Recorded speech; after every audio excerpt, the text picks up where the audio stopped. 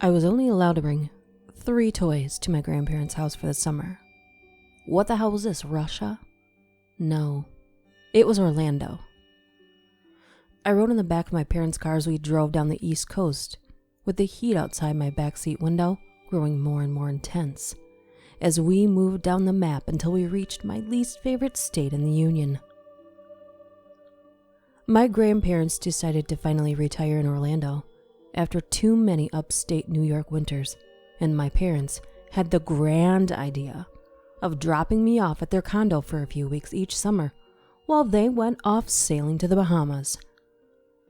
I could sail with them once I was 12, but for the 3 years until then, I was stuck spending each night on the inflatable mattress in my grandparents' spare bedroom, with the smell of fresh ointment tickling my nose. As you could imagine, I wasn't the least bit ecstatic about leaving my home, all of my friends, and my toys for 3 of the prime summer weeks to hang out in a condo complex with an average age of 75, armed with an Etch-a-Sketch, a light bright, and my stuffed bear Leon. Well, and 2 surprises I tucked into the very bottom of my backpack in hopes that no one would find it, but more on that later. The first couple of nights at my grandparents' were awful. I was the only person I saw who didn't have gray hair. I wasn't allowed to use the pool in the complex. You had to be 18 for some stupid reason.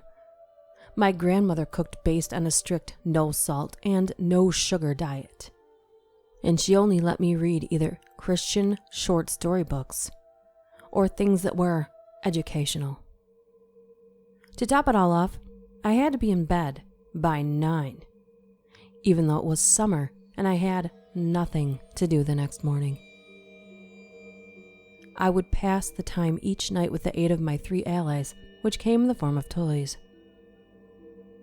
I wouldn't be able to fall asleep for hours, so I figured I would pass the time in a more productive manner than just picking my nose and wiping the boogers on the wall next to my pillow. I set up a nightly art project. Illuminated by the light of my light bright, I propped up Leon on the end of my bed and went to work with my Etch-a-Sketch, each night perfecting a portrait of Leon in aluminum powder. A few days in, and I had a serious piece of art I felt was museum worthy. Maybe I had a future career as an Etch-a-Sketch artist. My parents were going to be really sorry for abandoning me when I sold my first work of art and didn't share any of my millions with them. With this in mind, I was horrified when I woke up in the morning after 4 nights of perfecting my piece of work and discovered it had been erased and replaced with sloppy writing. Tears formed in my eyes.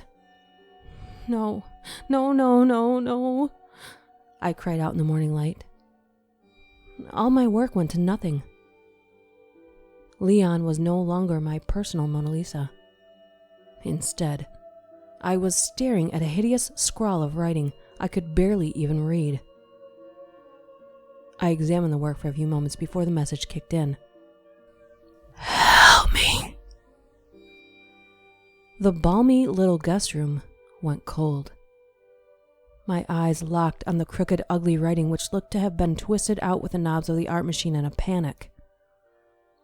My childish rage suddenly changed to childish fear. Jordan, my grandma's voice called out. I tucked the Etch-a-Sketch underneath my mattress. I had been rushed from my Etch-a-Sketch discovery so I could make sure and join my grandpa on his fishing trip to a little man-made pond down the street, stocked with perch, which were about as big as my thumb. We spent most of the day reeling in the little fish, ripping the hooks from their translucent lips and throwing them back into the muddy water. Looking back, I'm pretty sure the whole thing was just an excuse to get away from my grandma and the impromptu sermons she would spring on the both of us, all hours of the day. I ran to my room as soon as we got home in the late afternoon, dug out my Etch-a-Sketch. My brain exploded when I saw a new message scribbled on the screen. Why did you leave me? I looked around the room, searching for any kind of human presence. But it looked just as stale as it always did. I nervously went to the closet, peered into the back recesses, and saw nothing but a box of old photos, which had been in there since I can remember. I went back to the Etch-a-Sketch and wrote a message back. Who is this? The torture of dinner time came right after I wrote the message back. I gobbled down the tasteless meal with whole milk so I could excuse myself to bed a little early. All I could think about was the message that could have possibly been waiting for me on that Etch-a-Sketch tucked beneath my pillow. My answer was waiting for me when I got back to my little mattress. I read the message back at least 10 times before it felt real. Jamie. Jamie, was it a boy or a girl? Was she or he alive or dead? Were they in my grandparents' house?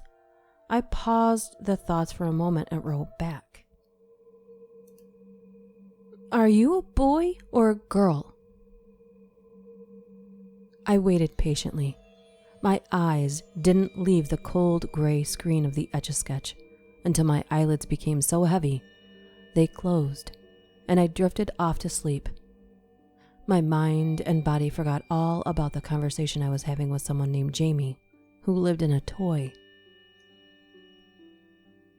I woke in the middle of the hot, dark night having to pee, still unfamiliar with my surroundings. My heart raced for a few moments when my eyes opened and scanned the alien room, lined with various portraits of Jesus and paintings of scenes from the Bible. After a few moments, I remembered where I was, but something still felt off. Instead of the usual pure darkness of the night which enveloped the room, the entire room had a chemical glow, similar to the one you would see when you fall asleep with the TV on. I sat up and let my eyes adjust to the new glow of the room for a moment, and after a few seconds of fuzz, the source of the light became clear. Sitting across from the foot of my bed, over in front of the sliding glass door which led out to the patio, was my light bright, filled with color and lit up. A glowing plastic piece of art beamed back at me. The picture wasn't clear from where I was, but I could tell it was intricate. Someone put serious time into the thing. I got up and crawled down the bed for a closer examination. From a closer vantage point, I could make out the design on the light bright. Spelled out in pink plugs and surrounded by purple and yellow was the word girl. A quick breeze made me jump from in front of my light bright. My eyes traced the breeze through the black curtain, which shut off my room from the outdoor lights of the patio. I pushed myself across the carpet until I was at the curtain. I took a quick peek around the black cotton, laid my eyes on the outside world, and felt the breeze again. The sliding glass door in my room was just a little bit ajar and without a screen. My room was about 5 or 6 inches completely exposed to whatever could get in. Had it been Jamie? Had she come through my door, set up the light bright, and split? Maybe I or my grandma left the door open during the day and I never noticed. I would have plenty of time to jog my memory with these questions when I laid in my plastic bed and stared up at the ceiling until the light of day crept through the cracks and the edges of the blinds. My usual depressing breakfast of plain toast, baseball box scores in the newspaper, and bitter orange juice was mixed up when my grandma finally laid some actually interesting information on me. We're going to a barbecue today, Jordan, my grandma announced. There's going to be other kids there, too. My grandma was telling the truth. We arrived at the little pre-4th of July barbecue, and around the complex pool I saw a smattering of kids around my age, tucked around a fire pit in the corner. It was the first time I had seen anyone under the age of 60 since my parents ditched me in Orlando. My grandma waved me off in the direction of the kids, with instructions to have fun.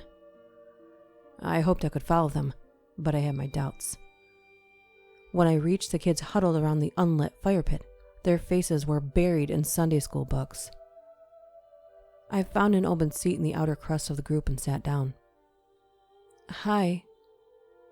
I greeted everyone. A few eyes looked up from their books.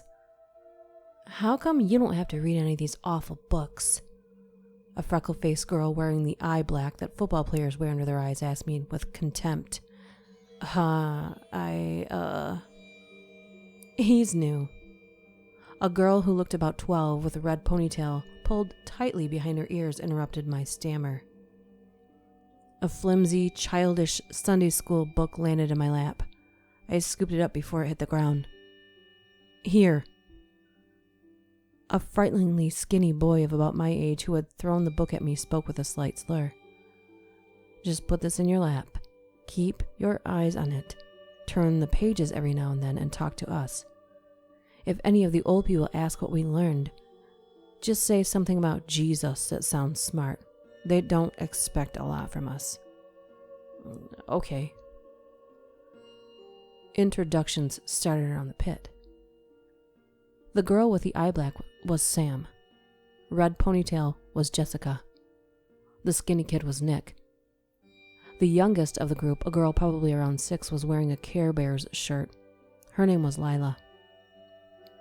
And another boy my age, who had a tight mohawk of blonde hair, was Slater. All the kids seemed pretty cool. We spent the next few hours talking about good cartoons, Ghostbusters, German Shepherds, until the clouds came and took away the sunny day. We turned our conversation back to Bible study when an elderly man came by and lit the fire pit to stave off a little bit of the chill. Things got interesting as soon as he left again. "You guys know why we can't go in the pool?" Jessica asked with a mouthful of Big League Chew. A couple of the kids nodded their heads in agreement, but the rest of us shook our heads. "No." Well, a couple of years ago, a girl drowned in the pool. Supposedly, they were having a barbecue just like this, and someone left out a glass of wine. She thought it was grape juice and drank the whole thing. She got drunk. Then she tried to swim. But eventually she passed out and sank to the bottom. And supposedly, she walks around the complex at night. My older sister said she talked to her last year by the pool at night. She said she has the glowing red eyes from being at the bottom of the pool. Her skin was like one giant wrinkle. She said she's mean. She said she tried to push her into the pool. My grandparents didn't believe her. They sent her to counseling, but I know she was telling the truth. "How do you know she wasn't just making it up?" Sam asked. "The girl has tried to talk to me before. You know those stupid plastic play phones you probably used to play with?" We all said yes. We knew what she was talking about. Everyone in the group was no longer pretending to be reading their books. We all leaned closer to the fire pit to hear Jessica's story until our faces were flushed from the heat of the fire. Well, one night last summer, I woke up in the middle of the night to the sound of a phone ringing. So I got up. I looked around the room until I found the plastic toy phone. And it was ringing. I picked it up. I heard heavy breathing, the wind, and then a young girl's voice. She was asking for help. I said I couldn't help her. She got really mad, started cussing me out, telling me she was going to come into my room and kill me in the middle of the night. I threw the phone across the room, threw it into the bushes the next morning. "Wait, how do you know it was the girl who was drowned, though?" I asked. "She told me her name," Jessica answered. "What was it?" Jamie. Jessica answered and I gulped. The next day, I asked my grandparents what the name of the girl who drowned was, and they said it was Jamie Hayden. I couldn't breathe. I coughed into my shirt, wiped my suddenly running nose. My sister said she's looking for help and she seems nice, but don't trust her. She's dead and thinks that if she can kill and take the body of someone else, that she could be alive again, but she needs you to help her do it. So what do you do if she talks to you? I asked. Don't answer, especially if she asks for help, Jessica clarified. But what if she already got into your house? I asked, and Jessica shook her head. Then pray, because she doesn't mess around, and just make sure not to help her, because that's when it gets bad. That's what went wrong for my sister. She took over my sister's body and almost drowned her. Jessica stopped when an adult came over to announce it was finally time to eat. I dreaded being separated from the group, but was pleasantly surprised when I discovered Sam was going to be seated right next to me. You think Jessica is being serious or just trying to scare us? I asked Sam as we both tore into macaroni salads. I think so. Sam stoked the first of my fear. I heard about Jamie last year when I was here. Oh.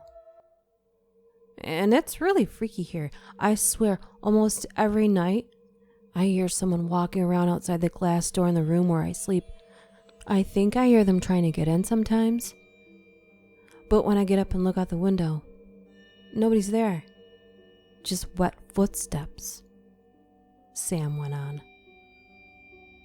You aren't trying to scare me, are you? I asked. I promise I'm not. I'm freaked out enough as it is.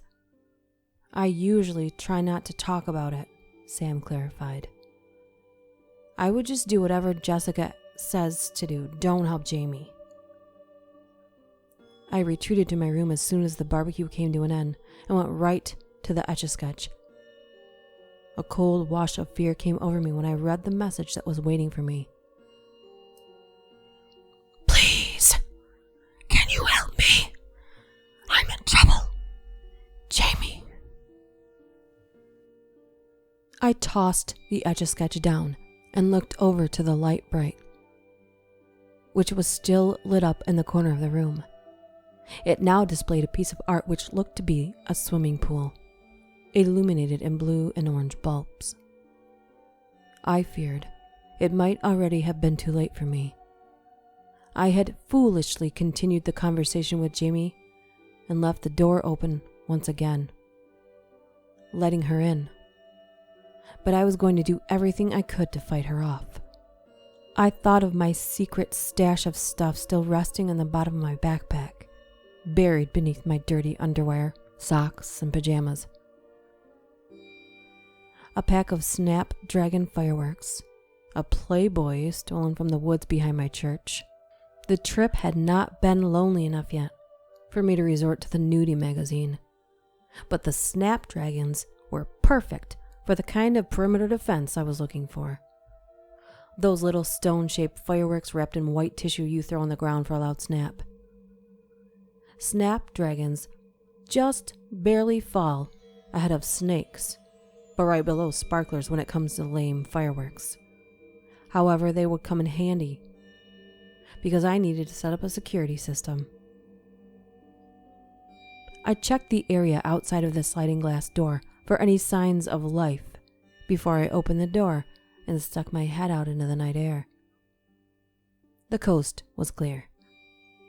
I opened up my box of Snapdragons and gently spread them out in front of the doorway as quickly as I could, without accidentally setting one off. Once I finished, I ducked back into my room and shut and locked the door. There was a stiff knock on the bedroom door behind me, and I screamed like the little kid I was. Jordan! My grandma's stern voice cut through the closed door. I dashed across the room and opened the door, and I was greeted by something even more terrifying than Jamie and her soggy haunting. My grandma glared down at me through her thick glasses. She had found my October 1986 Playboy in one hand, and a bar of pink soap was in her other hand. You brought this into my house? My grandma shook the magazine with the buxom model on the front in my face. Someone must have put it in my bag. I tried to form a lame excuse before I was grabbed by the ear and dragged out of my room. I was dragged into the bathroom, where I had to sit on the closed toilet seat, with the gag-inducing taste of dial soap grinding into the inside of my mouth and trickling down my throat. I was ordered to sit there for 20 minutes, and it was pure torture. But I feared my grandma still had a much worse punishment in store for me. A few minutes later, into my bar soap buffet, my grandma stomped back into the bathroom, holding my Etch-a-Sketch and my light bright.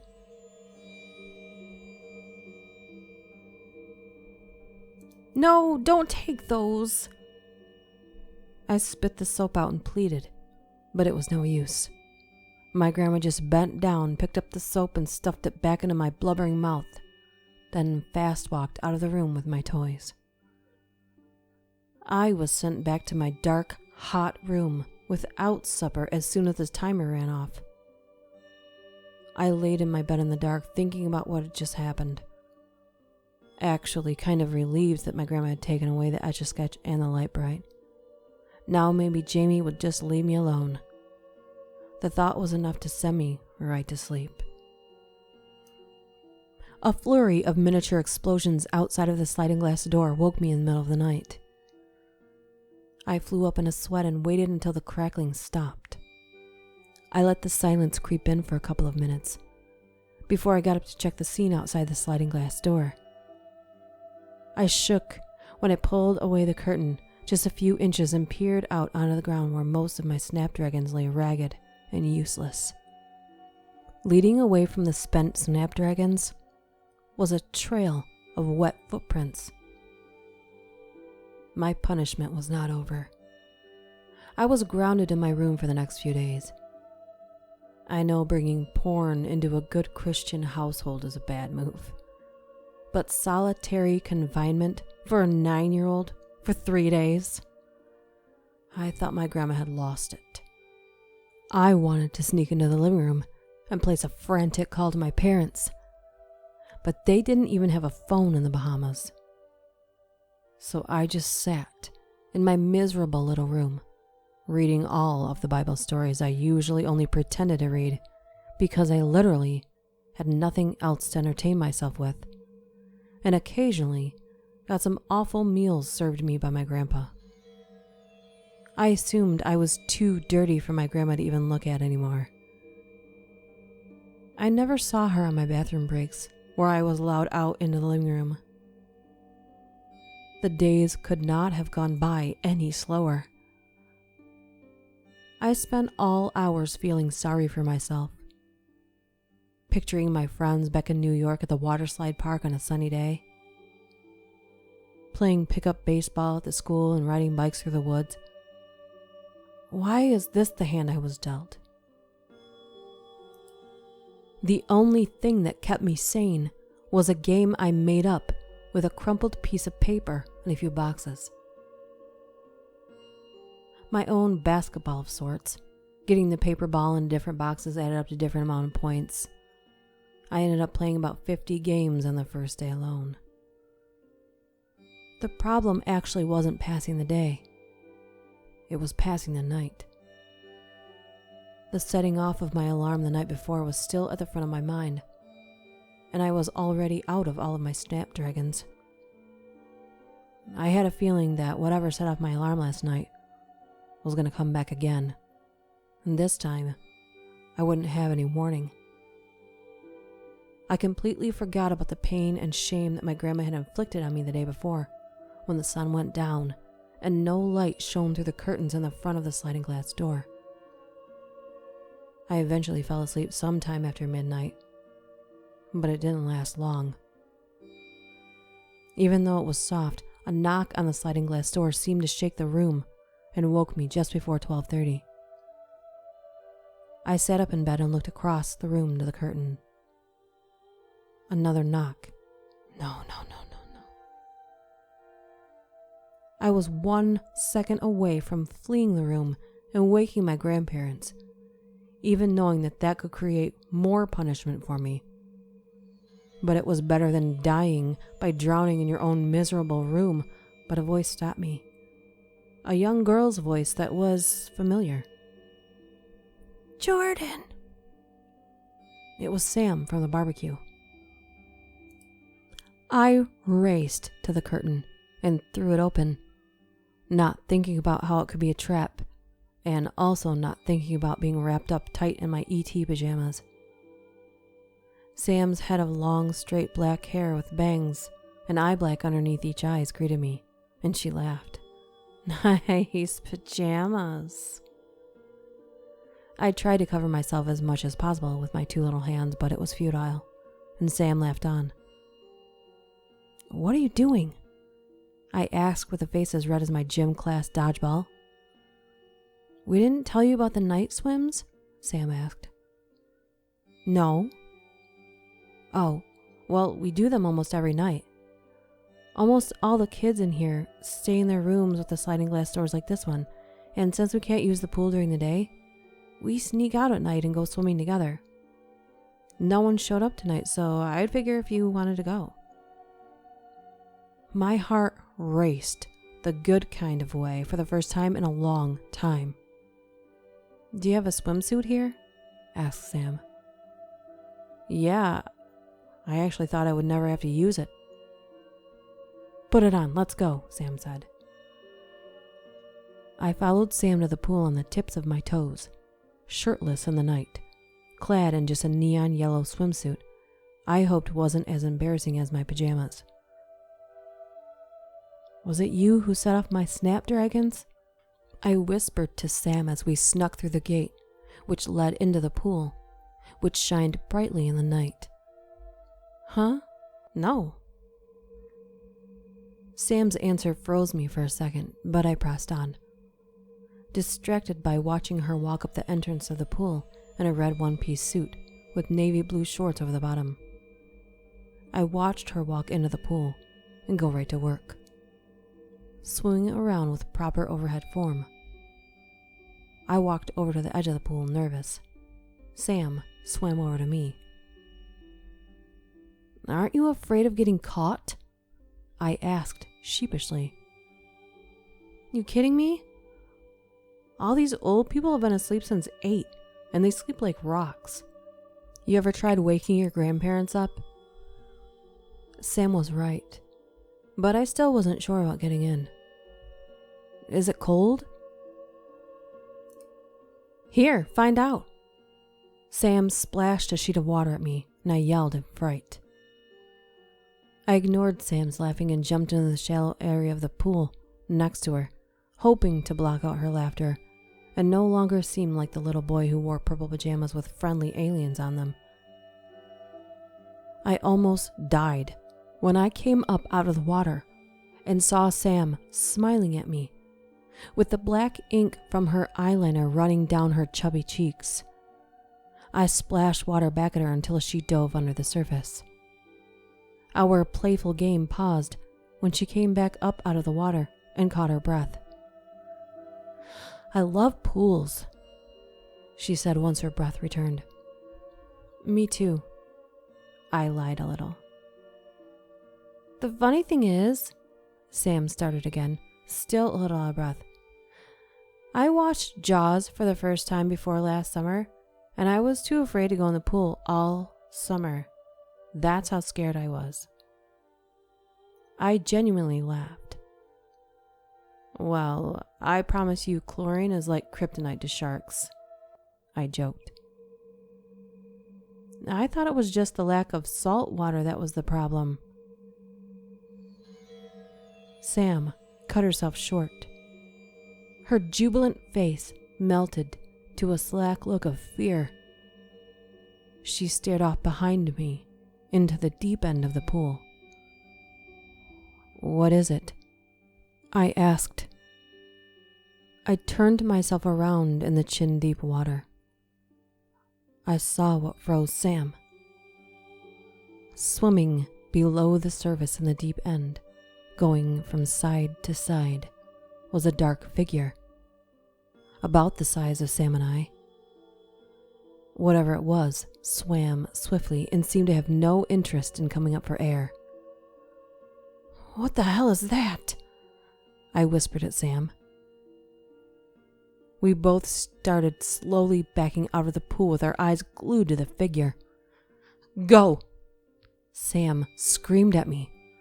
The figure changed its direction in the blink of an eye and turned toward us.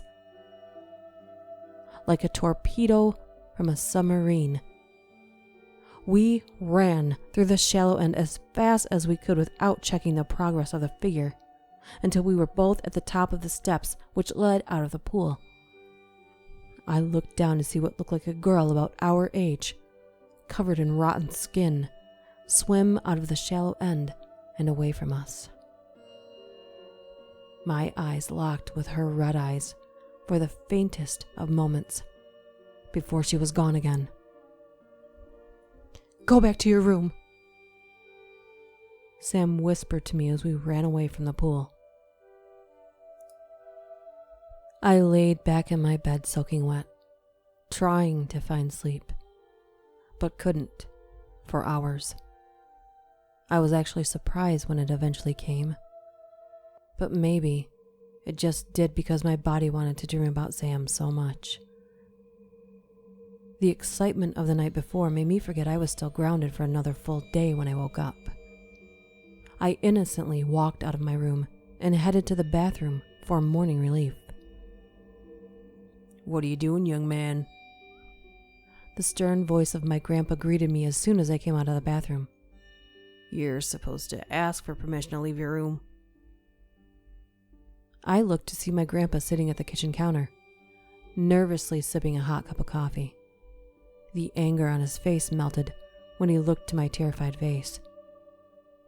"I'm sorry." My grandpa looked down into his coffee and then back at me with the same fearful look I'm sure I was giving him. "I think something might be wrong with your grandma. Can you take a look?" It was only the second time I would ever been allowed into my grandparents' bedroom, and I couldn't have been more uneasy. My stomach quivered when I followed my grandpa down the hallway and heard pained moans seeping out from the closed bedroom door. My grandpa turned to me and held a quieting finger up to his lips. "Don't be alarmed, but be very quiet," he directed. I nodded. I followed my grandpa into the bedroom slowly, and the moaning got much louder. I looked into my grandparents' bed and saw my grandma, tucked beneath the white covers, with the skin of her face and her hands exposed, with what looked to be like spiderwebbed black veins. "Get out of here. Get him out of here," I heard her say to my grandpa through her teeth in a way I imagined a snake would if it could talk. I'm sorry. My grandpa apologized and went right back to me. I wasted no time in running back to my room and slamming the door behind me. I jumped up on my bed and tucked myself into a ball until I caught my breath. What the hell should I do? Should I tell my grandpa about the Etch-a-Sketch, Light Bright, and Jamie? No, he would never believe me. Besides, my grandma was in her 70s. She may have just been really sick. It could have been a complete coincidence. But I couldn't make myself believe that. I think my grandma saw Jamie ask for help on the Etch-a-Sketch and agreed to do it, and then Jamie took over her body. I remained in my ball of fear for what seemed like an hour until a knock on the sliding glass door uncoiled me with a scream. I knew I should have been more cautious about going to the sliding glass door, but I had a feeling it was Sam, and I didn't want to miss her. I walked across the room without caution and opened the curtains. The absence of Sam threw me off at first, but then I looked to the doormat. There I saw a note and a walkie-talkie waiting for me. I threw the door open and scooped up my mail. The note read, "Hey, I got caught sneaking out, so I'm grounded for a couple of days. But talk to me on this. There is some freaky stuff going on around here. Sam." I went back to my bed and fired up the walkie-talkie. "Sam!" I spoke into the thing. The walkie-talkie crackled to life. "Jordan?" Sam's voice sounded like it was coming through a radio station with a horrible signal, the way they always do for the toy store purchased walkie-talkies. "How's it going?" "Something really weird is going on with my grandma," I explained. "I think Jamie has possessed her."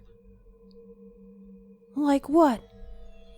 "She looks really sick, like her skin is turning bad or something, and she won't leave her bed. It looks like the exorcist over here." "Oh, that's freaky." "Let me know if it gets too bad. Someone was outside my door last night." "Really?" "Yeah, and they left something. A locket." My tongue suddenly grew heavy. I didn't want to think about it or say what I knew. "Jordan, you there?" "Yeah. What does the locket look like?" "It's silver, and there's a picture of a Scotty dog inside." "Oh no." "What?" "That's my grandma's locket." "You think your grandma was outside my door last night? There's fingerprints smudged all over the glass, like someone was trying to get in." "I don't know how else I could have gotten there." "That's really, really weird." I waited for another response from Sam, but got nothing. "Sam? Sam?" More silence. I thought about getting up and running to her room across the complex, but eventually her voice crackled through. "Hey, my parents are bugging me. I have to go, but stay by your walkie-talkie, and I'll talk to you later." "Deal." I followed Sam's instructions. The walkie-talkie never left my side, all day. As I threw crumpled up pieces of wide-ruled notebook paper into old shoeboxes and listened for any signs of life through the door, which separated me from the horrors of my grandma. I occasionally heard footsteps out there, but they never got too close. I waited patiently until I heard the crackle of my walkie-talkie and Sam's voice just after nightfall. "Jordan!" I dove at the walkie-talkie on my bed. "Yes? Yes?" "There's something new outside my door." Sam started in. "What is it?" "It's one of those Etch-a-Sketch things. It said, 'Can you help me?'" "Whatever you do, don't write back." "Oh shit, I already did." "What? No, you guys told me not to do that. You heard Jessica. It's Jamie, and as long as you don't..." I know. Sam began to cry. "I'm sorry." "I think she's over here. Can you help me?" Sam asked. Yeah, I'll run over right now." I wasted no time. I took off out the sliding glass door without a care, dressed in my nerdy pajamas. I ran on the cement path which snaked around the complex. I knew Sam's unit was across the complex from mine, on the other side of the pool, which centered the building. My sprint started out completely normal, but about 25 yards into it, I had to slow down. My throat started to feel clogged. My mouth began to taste like stinging chlorine. I stopped, bent over, and coughed up a quick puke of chemical-laced water. I staggered forward toward the heart of the complex, coughing up water all the while until I was almost at the pool. I stopped myself before the pool and looked down at my hands, which were perched upon my knees. The black veins I had seen on my grandma were now on my hands. I tried to stand up straight and keep walking, but I couldn't. I walked like a clumsy drunk, staggering forward until I was at the edge of the pool. My brain wanted me to keep moving past the pool and get to Sam. Maybe I could get there. But something else inside of me was making the call for my body. My silent inner captain steered me straight toward the deep end of the pool. There was nothing I could do. I put my head down and dove into the bright night waters of the pool.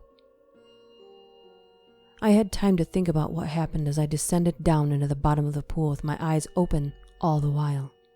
But my body was paralyzed. One thought flooded my mind before everything went completely dark. That was Jamie on that walkie-talkie the last time. It wasn't Sam. I woke up on that awful inflatable mattress in my room at my grandparents' house. Oh, thank God. Must have just been a dream. My hopes of a dream were dashed when a middle-aged man walked into my room after a few minutes. "All right, you're up," the man said with a smile. "My name's Alec. I'm a social worker from the county of Orlando." "What happened?" I asked with a foggy mind. "It looks like you were sleepwalking and fell into the pool. We got really lucky. Your friends from around here were sneaking out from some late night swimming. When they saw you, dove down and brought you up. Too much longer down there, and you would have drowned." "Sleepwalking?" I asked. The man ignored me, stepped a little closer, squatted down to me, and put his hand softly on my arm. "Son, I have some good news and some really bad news." "Okay." "The good news is you are okay. The bad news is that your grandmother passed away from a heart attack in the middle of the night when all of this was happening. I'm very sorry." I was thinking too many things at once to feel anything about the news. Too many questions burned inside my mind. "Here's what you should do, Jordan." The man started in again. "Take your time to feel better and recover right in this bed. And when you are ready, head out to the living room and someone will be able to talk." I was too out of it to even give a response. The man walked over to the doorway and came back with an item in a brown paper sack. I was too out of it to even give a response. The man walked over to the doorway and came back in with an item in a brown paper sack. "Here, if you need something to do. Your grandpa told me this was your favorite toy. Take your time," the man said. I watched the man take the blank Etch-a-Sketch out of the paper bag, set it down on my chest, and walk out of the room. I was frozen, my eyes stuck on the Etch-a-Sketch, until it started to write a message.